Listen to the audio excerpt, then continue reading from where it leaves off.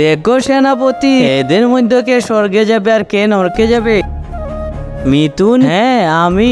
মহারাজ, ও অনেক বেশি পাপ করেছে, তাই ও নরকে যাবে। ঠিক আছে, এরপরে দেখো হিরুশঙ্করকে। এই যে আমি। মহারাজ, ও বেশি পাপ করেছে, তাই ও নরকে যাবে। ঠিক আছে জি। লিটনকে। এই যে আমি। মহারাজ, ও কোনো পাপ করেনি, ও সব পুণ্য কাজ করেছে, তাই ও স্বর্গে যাবে। ঠিক আছে, ওরা তিনজনকে নিয়ে যাও। দাঁড়াও মহারাজ, আমি স্বর্গে যাব না, আমরা তিনজন অনেক ভালো বন্ধু, আমি ওদের ছেড়ে যাব না।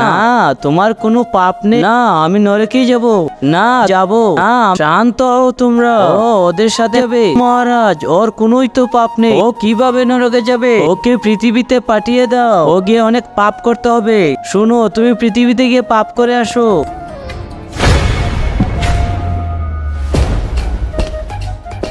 এই তো ওর টাকাগুলো চুরি করে নিয়ে যাব, তাহলে তো পাপ হবে। তার আগে টাকার চেয়ে তুমি যদি মাকে বেশি ভালোবাসো, তাহলে ভিডিওটিতে লাইক করে চ্যানেলটিকে সাবস্ক্রাইব করে দিও। তুমি যদি লাইক সাবস্ক্রাইব না করো, তাহলে বুঝে নেব তুমি মাকে ভালোবাসো না।